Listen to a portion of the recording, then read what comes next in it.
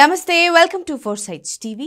మేడారం మహాజాతర అనగానే ప్రతి భక్తునికి గుర్తొచ్చేది చిలకలగుట్ట.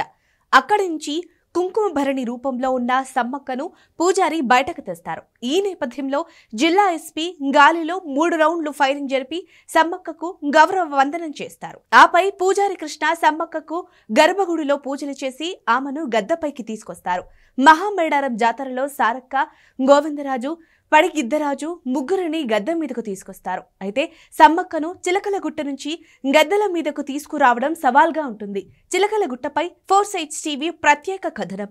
సమ్మక్క ఈ జాతరలో అయితే పెద్ద మొత్తంలో భక్తులు వస్తారు. అసలు సమ్మక్క జాతర ఎలా జరిగింది, ఎందుకోసం ఈ సమ్మక్కని దేవతగా కొలుస్తారు అనే విషయం పైన ఒకసారి చూసుకున్నట్టయితే సమ్మక్క ఏదైతే ఒక అడవిలో ఆడుకుంటూ ఒక పాప రూపంలో ఆడుకునే పరిస్థితి ఉంటుంది. అప్పుడు గిరిజన ద్వారా అయితే ఆ వేటకు వెళ్ళిన సందర్భంలో అక్కడ ఉన్న పాపని చూసి ఆ పాపని తీసుకొని పెంచడం జరుగుతుంది. ఈ నేపథ్యంలో కూడా ఆమెకు అద్భుత శక్తులు కూడా అంటే అప్పుడున్న కరువు ఉన్న ప్రాంతంలో కూడా ఆమె అద్భుత శక్తిని ప్రదర్శించి ఒక దేవతలా కూడా ఆ కోయదొరలకు సంబంధించి మొత్తం కూడా ఆమె దేవతగా కనిపించడంతో కూడా అప్పటి నుంచి సమ్మక్కకు దేవతలుగా కొలుస్తున్నటువంటి పరిస్థితి ఉంది. అయితే ఈ రాను ఈ జాతరలో ఒక ముఖ్య ఘట్టంగా చిలకలగుట్ట పైన ఒకసారి చూసుకున్నట్టయితే చిలకలగుట్టలో ఆమె కాకతీయులతో వీరోచితంగా పోరాడి ఈ చిలకలగుట్టకు అయితే వెళ్తున్న పరిస్థితి ఉంటుంది. అయితే ఆమె వెళ్ళిన అనంతరం కూడా ఆమె జాడ వెతకడానికైతే చాలామంది వెళ్తారు. అక్కడ ఒక కుంకుమ భరణి అయితే లభిస్తుంది. ఈ కుంకుమ భరణిని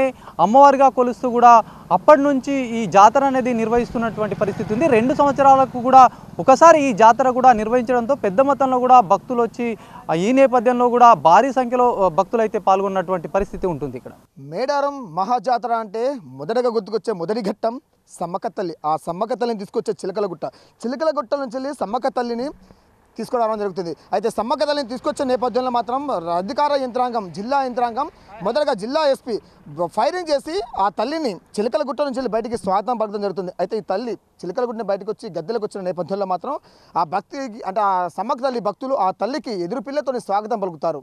అయితే ఆ స్వాగతంతోనే ఆ సమ్మక్క తల్లి కుంకుమ భరణి రూపంలో గద్దెల మీదకి వస్తుంది. మరుసటి రోజు ఇద్దరు తల్లులు భక్తులకు దర్శనమిస్తున్నారు.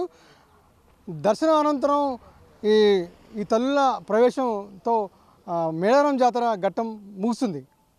ఆసియా ఖండంలోనే అతిపెద్ద జాతర అయిన ఈ మేడారం వనజాతరకు 1,50,00,000 మంది భక్తులు దర్శించుకుంటారు. ఆ 4 రోజులు ఈ 4 రోజులు ఈ వనజాతర మొత్తం జనజాతరగా మారుతుంది. ఈ నేపథ్యంలో ఈ వనదేవతలను దర్శించుకోవడానికి వచ్చే భక్తుల కోసం అధికార యంత్రాంగం ఎటువంటి చర్యలు చేపడతారో వేచి చూడాల్సిందే. కెమెరామెన్ బాల్తో Sudhakar, four sides TV, Medaram.